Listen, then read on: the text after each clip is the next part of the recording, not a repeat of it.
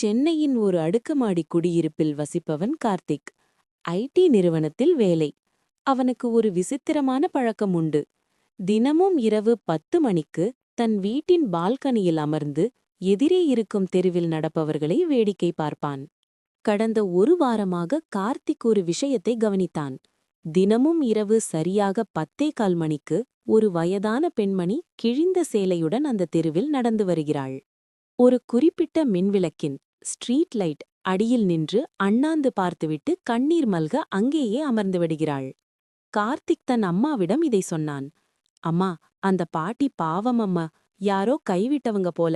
நம்ம வீட்ல இன்னைக்கு மீதமான சாப்பாட்ட அவங்களுக்கு கொடுக்கவா என்று கேட்டான்.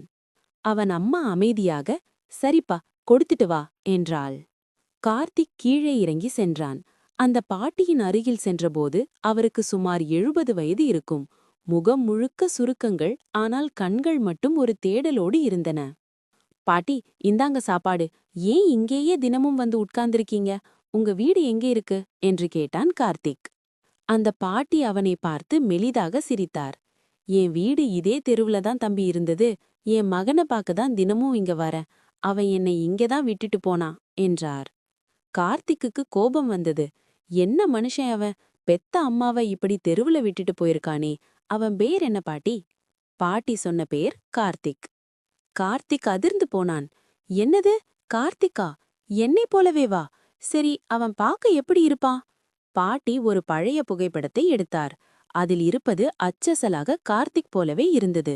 ஆனால் அது 20 வருடங்களுக்கு முன்பு எடுத்த புகைப்படம். கார்த்திக்குக்கு உடல் நடுங்கியது.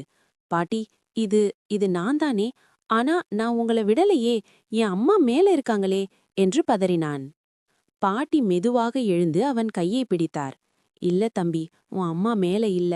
20 வருஷத்துக்கு முன்னாடி ஒரு கார் விபத்துல நீயும் உன் அம்மாவும் இறந்துட்டீங்க.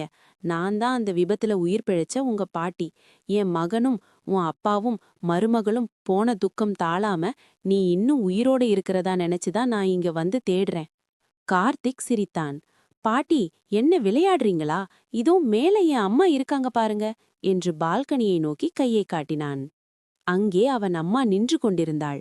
ஆனால் அவள் உடலிலிருந்து ஒரு மெல்லிய ஒளி தெரிந்தது.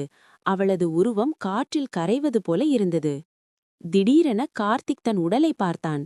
தெருவிளக்கின் வெளிச்சத்தில் மற்ற அனைவரின் நிழலும் தரையில் விழுந்தது.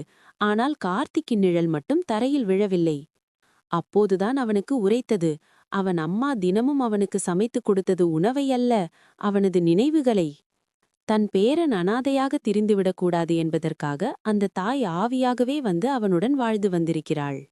பாட்டி சொன்னார், உன் அம்மாவோட பாசம் உன்னை இன்னும் இந்த உலகத்துல பிடிச்சு வச்சிருக்கு தம்பி. ஆனா அவளுக்கும் விடுதலை வேணும்ல, அவளை போக சொல்லு. கார்த்திக் மேலே பார்த்தான்.